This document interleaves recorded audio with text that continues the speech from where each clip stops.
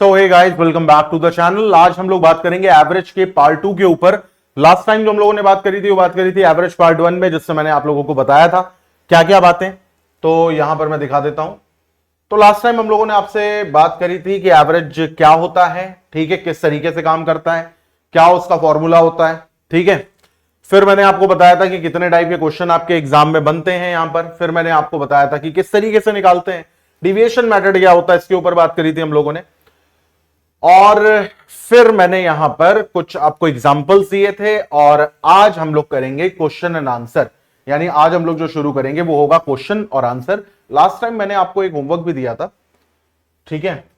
तो उम्मीद करता हूं कि ये आप लोगों ने कर लिया होगा। अब इस टाइप का क्वेश्चन किस तरीके से सॉल्व करेंगे, यहां पर देखो भाई। तो यहां पे हमारी एवरेज की जो शीट है वो अब चालू हो गई है, ठीक है। और यहां पर क्वेश्चन नंबर 1 से हम लोग शुरू करेंगे। एवरेज आपके सामने पार्ट में आएगा, पार्ट 1, पार्ट 2, पार्ट 3, पार्ट 4।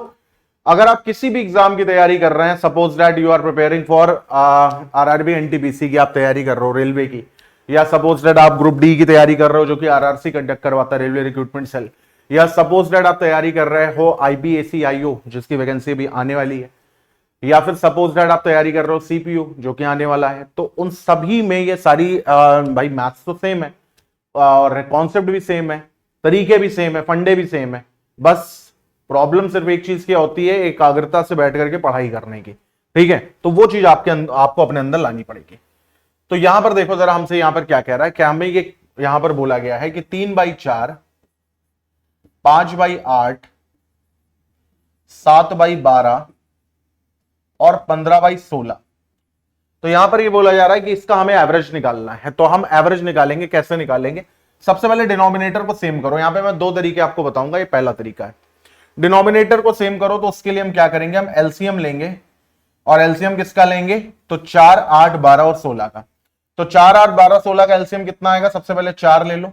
जैसे ही 4 लोगे ये 1 हो जाएगा, ये 2 हो जाएगा, ये 3 बार जाएगा और ये 4 बार जाएगा। अब 2 और 4 में देखो क्या कॉमन है भैया, तो 4 कॉमन है बड़ा, तो यहां पे 4 ले लिया। तो जैसे ही 4 लोगे तो ये कट जाएगा, ये कट जाएगा, बचा सिर्फ 3, तो यहां पे 3 एलसीएम ले लिया। तो 4 × 4 16, 16 × 3 कितना आ गया? 48। यानी एलसीएम हमारा कितना आ गया?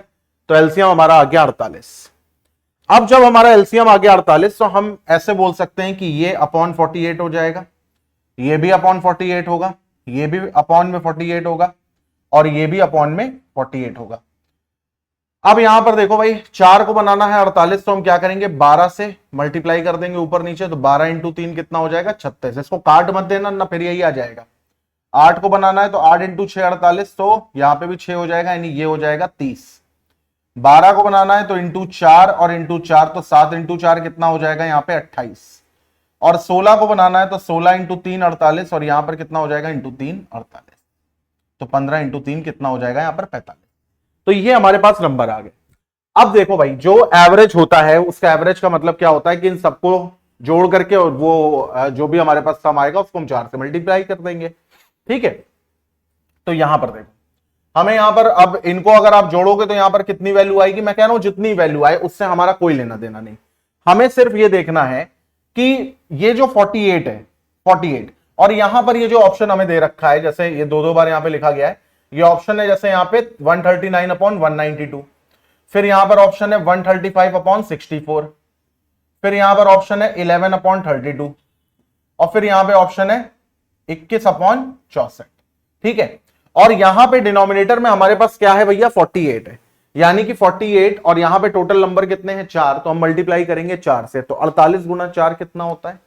तो 48 को अगर आप 4 से मल्टीप्लाई करोगे तो यहां पे कितना आ जाएगा? 8 × 4 32, 3 लग गया कैरी, 16, 4 × 4 16, और 16 में 3 जोड़ा तो कितना आ गया? 192। और 192 डिनोमिनेटर में हमें सिर्फ और सिर्फ एक ही जगह दिख रहा है, तो यही हमारा आंसर होगा, ठीक है। तो ये तरीका हो गया बिल्कुल बेसिक, कि अगर आपको कुछ भी नहीं पता है तो आप इस तरीके से करेंगे, इन सबको जोड़ करके अपॉन 48 और नीचे अपॉन 4 कर देंगे। अपॉन 4 क्यों करेंगे? क्योंकि भैया टोटल नंबर 4 है, ठीक है। आप चाहें तो करके भी देख सकते हैं। तो यहाँ पे 8, 5, 13 है और 13, 6, 19 है, यानी आखिरी में 9 आएगा। चलो जोड़ देते हैं यहाँ पे। देखो 8, 5, 13, 13, 6, 19, यानी 1 लग गया यहाँ पे कैरी, 5, 2, 7, 7, 3, 10, 10, 3, 13, यानी 139/48। और एवरेज निकालना तो अपॉन 4 करेंगे, तो ये कितना हो जाएगा? तो ये हो जाएगा 139/48 × 4। तो ये कितना आ जाएगा, ये आ जाएगा 139 अपॉन 48 इंटू 4 यानी 192। ठीक है, अब इसी में मैं अगर आपको ट्रिक से बताऊं कि किस तरीके से भैया करेंगे, अगर आप एग्जाम में तो इस तरीके से करेंगे तो बुरी तरीके से फेल हो जाएंगे आप, इसलिए फेल हो जाएंगे क्योंकि लाख आपको आता है लेकिन आप फंस जाएंगे किसमें, समय की योजनाओं में, है ना। समय भी तो भैया बड़ा लिमिटेड होता है ना। तो अगर मैं एक तरीके और आपसे बताऊं तो यहां पर आप देखेंगे क्या, आप देखेंगे कि यहां पर आपको नंबर दे रखा है 3/4, यहां पर आपको दे रखा है 5/8, यहां पर दे रखा है आपको 7/12, यहां पर आपको दे रखा है 15/16, यानी ये जो नंबर है डिनोमिनेटर में वो एलसीएम का मल्टीपल होगा। क्या होगा भाई, एलसीएम का मल्टीपल होगा। अब अपने आप से ये देखो कि एलसीएम का मल्टीपल क्या होगा, 64। तो अपने आप से पूछो क्या 64 जो है वो 16 की टेबल में आता है, बिल्कुल आता है। 12 की टेबल में आता है, नहीं, तो बात खत्म हो गई। 32 12 की टेबल में आता है, नहीं। 64 12 की टेबल में आता है, नहीं। जब 3 ऑप्शन काट दिए तो 192 बचा और वो सबकी टेबल में आएगा।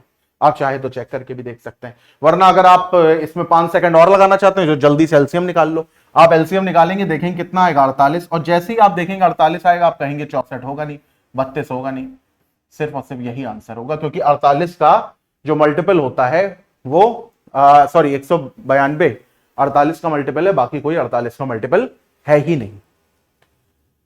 चलो भाई क्वेश्चन नंबर 2 की तरफ बढ़ते हैं।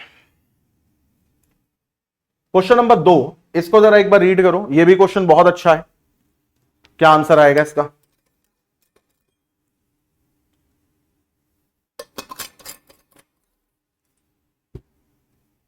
देखो इधर यहां पर क्या आंसर निकालेंगे। यहां पे कह रहा है the average of 5 consecutive even number, यानी 5 कॉन्सिक्यूटिव। तो यहां पर एक शब्द आ रहा है क्या, कॉन्सिक्यूटिव। कॉन्सिक्यूटिव का मतलब होता है लगातार, और जब भी कोई शब्द लगातार आता है तो वो एपी सीरीज बनाता है। जब भी कोई शब्द लगातार आता है तो वो एपी सीरीज बनाता है। तो यहां पर अगर हम कॉन्सेप्ट के नाम पर समझें कुछ बात, तो हमें क्या समझना है ये देखो। जैसे अगर मैं तुमसे कहूं कि 1 2 3 4 और 5, तो इसका एवरेज कितना आएगा, इसका एवरेज कितना आएगा, या ये चीज यहां ना समझा करके मैं यहां पे बताता हूं।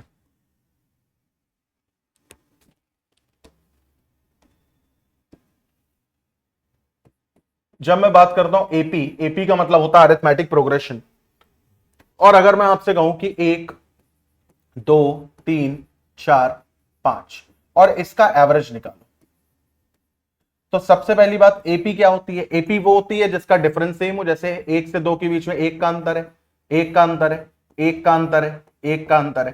तो हर वो सीरीज जिसका डिफरेंस सेम हो वो क्या होती है, वो होती है एपी। एपी माने अरिथमेटिक प्रोग्रेशन। हर वो सीरीज जिसका डिफरेंस सेम हो, जैसे 2 4 6 8, ठीक है, जैसे आपका 1 3 5 7, तो इसको कंसेक्यूटिव ऑड बोलेंगे, यानी कि क्रमागत विषम संख्या है।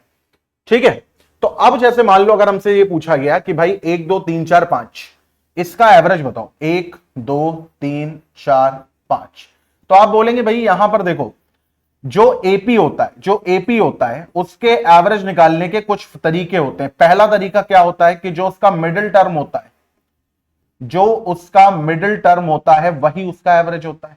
क्या बोला, कि जो उसका मिडिल टर्म होता है वही उसका एवरेज होता है। दूसरा तरीका क्या होता है कि उसके लास्ट टर्म और फर्स्ट टर्म को ऐड करके अपॉन 2 कर दो तो एवरेज आ जाएगा। उसके लास्ट टर्म और फर्स्ट टर्म को ऐड करके अपॉन 2 कर दो तो एवरेज आ जाएगा। तीसरा तरीका यह होता है कि उसका सेकेंड टर्म और सेकेंड लास्ट टर्म को ऐड कर दो और अपॉन 2 कर दो तो भी उसका एवरेज आ जाएगा। इसी तरीके से तीसरा टर्म और थर्ड लास्ट टर्म को ऐड कर दो तो एवरेज आ जाएगा। अब सवाल ये उठता है कि ये सब इतनी सारी चीजें हैं लेकिन क्या ये काम करती हैं? जवाब है हां। देखो जरा चेक करते हैं। मैंने आपसे सबसे पहले कहा मिडिल टर्म, तो 1 2 3 4 5 यानी यहां पर टोटल 5 टर्म्स हैं या 5 नंबर्स हैं। तो इनका मिडिल टर्म क्या हो जाएगा? इनका मिडिल टर्म हो जाएगा ये। तो इसका एवरेज कितना आ गया? तो अगर मैं पहले वाले तरीके से देखूं तो एवरेज कितना आ गया? एवरेज आ गया 3। अब दूसरे वाले तरीके से कहता हूं, last term plus first term यानी 5 + 1, 5 + 1 अपॉन 2, तो ये कितना आ गया? 6 अपॉन 2। तो यहां पर भी एवरेज कितना आ गया? 3 आ गया। तीसरा तरीका देखते हैं यहां पर क्या कह रहा है भाई, सेकंड लास्ट और सेकंड यानी 2+4, तो 2+4/2, तो ये कितना आ गया 6/2, यानी कि ये कितना आ गया 3। तो देखो इन तीनों तरीकों से हमने इसका एवरेज निकाला और इन तीनों तरीकों से इसका एवरेज निकालने पर आंसर जो आ रहा है वो सेम आ रहा है। ठीक है, यहां पर भी 3 आ रहा है, यहां पर भी 3 आ रहा है, यहां पर भी 3 आ रहा है, यानी कि अरिथमेटिक प्रोग्रेशन में इन तरीकों से हम एवरेज निकाल सकते हैं। अब आते हैं अपने क्वेश्चन की तरफ। क्वेश्चन हमारा देखो क्या कह रहा है।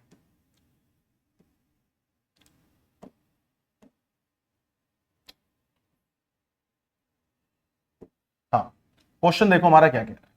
यहां पर कह रहा है कि 5 कॉन्सिक्यूटिव इवन नंबर है, यानी कि 5 क्या है, क्रमागत सम संख्या है, तो 1 2 3 4 5, और उनका जो एवरेज आ रहा है वो कितना आ रहा है, तो वो आ रहा है 40।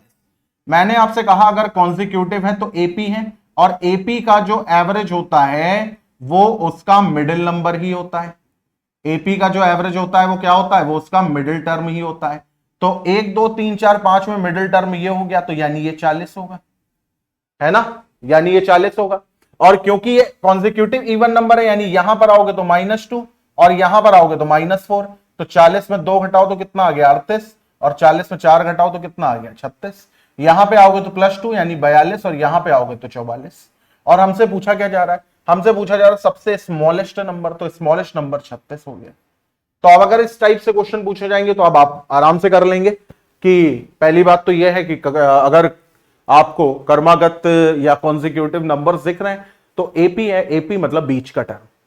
अच्छा, यहां पे कई बार एक चीज और भी पूछी जाती है कि यार ठीक है चलो ये सारी बातें सही हैं, लेकिन अगर यहां पर 5 टर्म ना दे करके 6 टर्म दिए जाते तो क्या होता, तो उसके लिए भी बहुत आसान काम होता। देखो अगर हमें 5 टर्म ना दे करके 6 टर्म दिए जाते तो उस केस में हम क्या करते, देखो मान लो यहां पर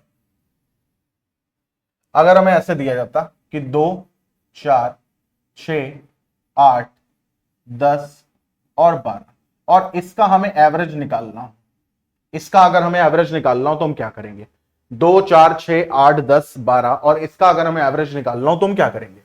तो यहां पर हमने देखा 1 2 3 4 5 6, तो ये तो 6 टर्म हो गए, और इसके अगर हम मिडिल टर्म की बात करें तो इसके मिडिल में ये 2 टर्म आएंगे, हाँ या ना भाई, इसके बीचों बीच में ये 2 टर्म आएंगे। तो मैंने आपसे क्या कहा कि एवरेज हमेशा होता है कॉन्सिक्यूटिव में, हमेशा क्या होता है, मिडिल टर्म होता है। एवरेज हमेशा क्या होता है, मिडिल टर्म होता है। तो इस केस में मिडिल टर्म क्या है 6 और 8, और 6 और 8 के बीचों बीच में क्या आएगा 7, तो इसका आंसर क्या आ जाएगा। ठीक है, बाकी आप चाहें तो इन तरीकों से भी पता कर सकते हैं।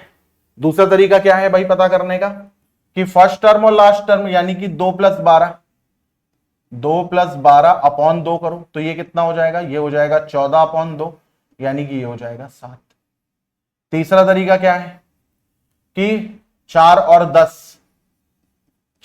10/2 करो तो ये कितना हो जाएगा 14/2, तो ये कितना हो जाएगा 7। इस तरीके से तुरंत आएगा, बाकी आपको कैलकुलेट भी करना पड़ सकता है।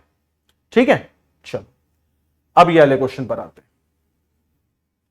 और ये वाला क्वेश्चन क्या कह रहा है, कह रहा भाई 4 संख्याएं ए बी सी डी और उनका कुल औसत है 26, तो ए बी सी और डी, और उनका एवरेज कितना है भाई, तो उनका एवरेज है 26।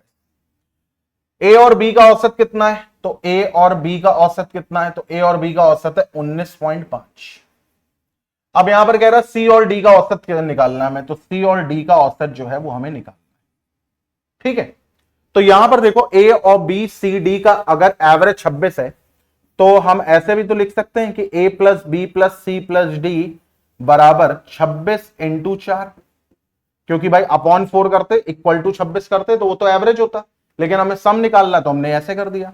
तो हम ऐसे भी लिख सकते हैं कि a + b + c + d, और ये कितना हो जाएगा 26 × 4, 26 का डबल 52, 52 का डबल 104, यानी यहां पे कितना आ जाएगा 6 चौक 24, 4 दूनी 8 2 10। ठीक है, अगर सिमिलरली फिर हमें निकालना हो a + b कितना है, तो तुम कहोगे 19.5 × 2, 19 का डबल 38, आधे का डबल 1 यानी 49, हाँ या ना। तो अगर मैं इन दोनों में से इन दोनों को माइनस कर दूं तो यहां पर आप देखेंगे a + b माइनस हो गया, और 104 में से 14 में से 9 गया तो यहां पे आ गया 3, और 9 में से 3 गया तो यहां पे आ गया 6 और ये बन गया हमारा C plus D. C plus D की वैल्यू कितनी आ गई 63। हमें C और D का एवरेज निकालना है तो C प्लस डी अपॉन 2 कर दो तो ये कितना आ जाएगा, ये आ जाएगा 63 अपॉन 2 तो 2 3 जा 6 2 1 जा 2.5 यानी 31.5। बोले तो C ऑप्शन हमारा आंसर, यानी कि यहां पर जो एवरेज आया हमारा वो कितना आ गया, वो आ गया 31.5 यानी कि C ऑप्शन। अगले क्वेश्चन की तरफ आते हैं। अगला क्वेश्चन हमारा क्या कह रहा है, कह रहा है कि 4 संख्याएं हैं W X Y Z और ये आरोही क्रम में, आरोही क्रम का मतलब होता है असेंडिंग ऑर्डर में, ठीक है।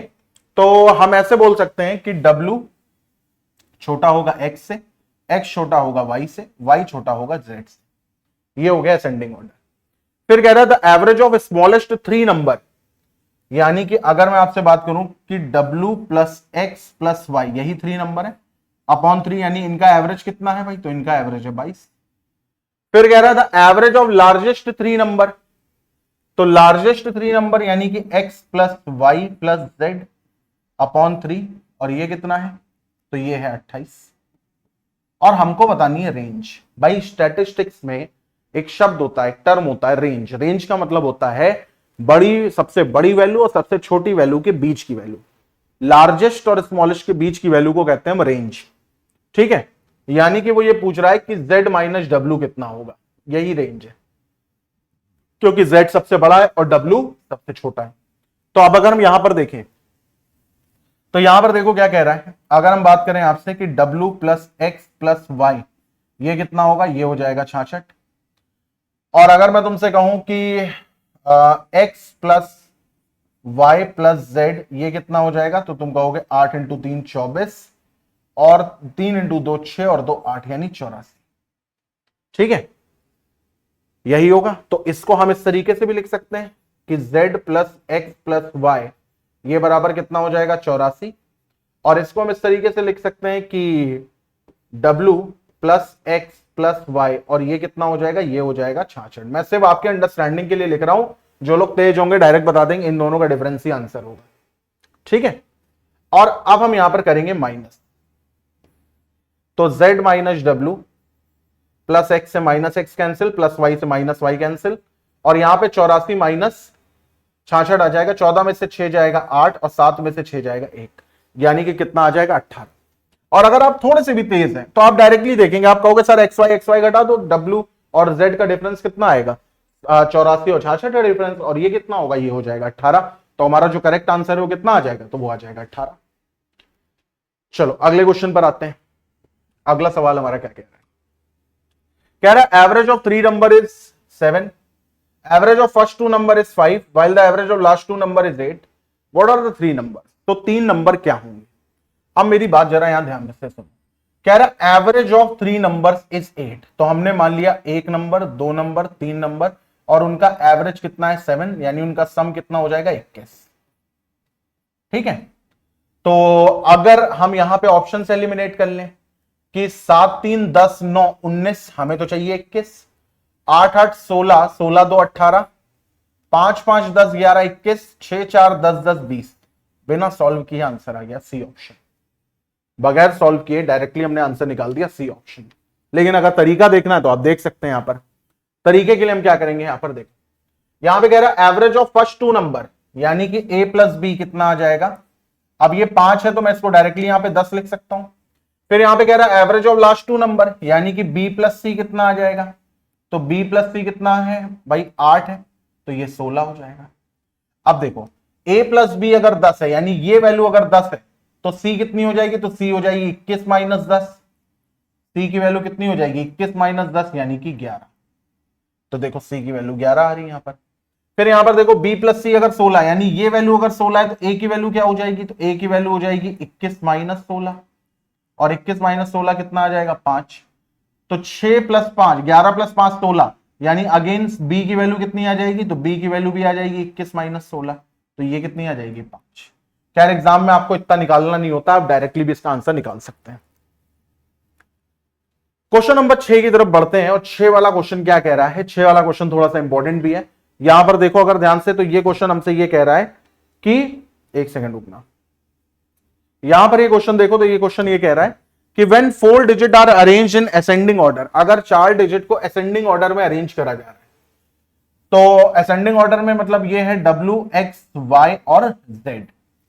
यहां पर ये कह रहा था average of smallest 3 number is 25.5, तो इसका मतलब W plus X plus Y, और इनका एवरेज 25.5 है, तो इनका सम कितना हो जाएगा? 25 का 3 गुना करो 75, 0.5 का 3 गुना करो 1.5, 75 प्लस 1.5 यानी 76.5, और ये किसकी वैल्यू है? ये हमने 25.5 को 3 गुना कर दिया, ये उसकी वैल्यू है। फिर यहां पे कह रहा है the average of largest 3 number, तो लार्जेस्ट 3 नंबर का मतलब कितना हो जाएगा? तो हम ऐसे यहां पे लिखे ले रहे हैं Z plus X plus Y, और ये कितना है भाई? 29 गुना 29.5 इंटू 3, तो 29.5 इंटू 3, अगर हम इसको 3 गुना करें तो कितना हो जाएगा? 5 इंटू 3 15, 9 इंटू 3 27 और 1 28, और ये आ जाएगा 88.5, तो ये कितना आ जाएगा? 88. हमें रेंज निकालनी है, रेंज का मतलब होता है Z minus W, largest minus smallest, तो अगर हम माइनस करेंगे तो माइनस माइनस से ये कैंसिल हो जाएगा, और 0.5 से 0.5 कैंसिल हुआ, 8 और 4 यानी 12 हमारा आंसर आ गया। तो करेक्ट आंसर कितना आ गया यहाँ पे? 12। ठीक है, करेक्ट आंसर यहाँ पे कितना आ गया? 12। तो देखो एवरेज के क्वेश्चन ऐसा नहीं है कि हर एक टाइप के ही हम लोग सॉल्व करेंगे, हालांकि टाइप वाइज ही मैं आपको सॉल्व कराऊंगा एनटीपीसी के लिए, लेकिन अभी हम लोग यहाँ पे प्रैक्टिस कर रहे हैं एसएससी जीडी की, तो मैं हर एक प्रकार के कोई क्वेश्चन जितने आपके एग्जाम में बन चुके हैं, मैं हर एक प्रकार के क्वेश्चन को यहाँ पे कराने का प्रयास कर रहा हूं। ठीक है, चलो क्वेश्चन नंबर 7 पर आते हैं। क्वेश्चन नंबर 7 हमारा क्या कह रहा है? फिर से यहां पर क्वेश्चन कह रहा है the average of 3 number is 24, तो एवरेज ऑफ 3 नंबर इज 24, तो हम ऐसा मान लेते हैं कि हमारे पास ABC करके एवरेज है, और अगर ABC का एवरेज 8 है तो ABC का सम 8 इंटू 3 24 होगा, तो 9 4 2000, वही अली फंडा लगाते हैं, 8 4 12, 12 12 24, 7 5 12, 12 12 24, 6 6 12, 12 12 24, ये ट्रिक फेल हो गई। अब हम नहीं लगा पाएंगे, तो कुछ और सोचते हैं। तो कह रहा average of first 2 number is 6, तो A प्लस B कितना हो जाएगा? 12 हो जाएगा। फिर कह रहा average of last 2 number is 9, तो B प्लस C कितना हो जाएगा? 9 इंटू 2 यानी हो जाएगा 18। तो फाइंड दो 3 नंबर। अब ये बताओ अगर A प्लस B 12 है तो C कितना हो जाएगा? तो C हो जाएगा 24 माइनस 12 यानी 12। ठीक है, फिर देखो इधर अगर B प्लस C यानी B प्लस C अगर 18 है तो A कितना हो जाएगा? 24 माइनस 18 यानी 6, तो B भी कितना हो जाएगा? 6, क्योंकि सबका सम 12 आना चाहिए। तो 6 6 12 कहां पर आ रहा है? डी ऑप्शन में आ रहा है, तो ये डी ऑप्शन हमारा आंसर है। अब इसी के साथ ये क्वेश्चन मैं आपको दे रहा हूं आज का होमवर्क, ये क्वेश्चन मैं दे रहा हूं आपको आज का होमवर्क, और इसको आपको सॉल्व करना है। और शिद्दत से अगर आपने ये पूरी एवरेज की सीरीज देख ली, 75 क्वेश्चन है इसमें, तो मैं ये गारंटी के साथ कह रहा हूं कि आप चाहे मॉक लगाएं, चाहे आप मेन एग्जाम दें, आपका एवरेज नहीं रुकेगा, चाहे जो हो जाए। तो इसी के साथ आज की क्लास और आज की बात खत्म करता हूं। तो thanks a lot for giving me your time. और जैसा कि आप लोगों को मैं बता दूं, रीजनिंग और मैथ्स हम लोगों ने शुरू कर दी है इस चैनल पर। ठीक है, टाइमिंग्स क्या क्या है? तो रीजनिंग की जो आपकी टाइमिंग है वो 11 AM पर डेली वीडियो आ रहा है, और क्वांट्स की जो टाइमिंग है आपकी वो भैया 1 PM पर डेली आपका वीडियो। ये चीजें आपकी डेली चल रही है। रोज सुबह मैं आप लोगों के लिए करंट अफेयर्स लेकर के आ रहा हूं, और ये वो वाली करंट अफेयर्स नहीं है जिसमें मैं आपको सारी अनइंपॉर्टेंट बात बताऊं, जो मोस्ट इंपॉर्टेंट क्वेश्चन आपके बन सकते हैं डेली। भाई देखो हर दिन की न्यूज से 5 से 10 होती है, इससे ऊपर नहीं होती है, तो वही 5 से 7 न्यूज और उसके ऊपर जो MCQ बनते हैं वो, और ये आपकी होती है सुबेरे 8 बजे। तो इसी के साथ अगर वीडियो आपको अच्छा लगा हो तो लाइक करिएगा, चैनल को सब्सक्राइब करिएगा। Till then bye, take care, have a nice day. मिलते हैं नेक्स्ट वीडियो में एवरेज पार्ट 3 में।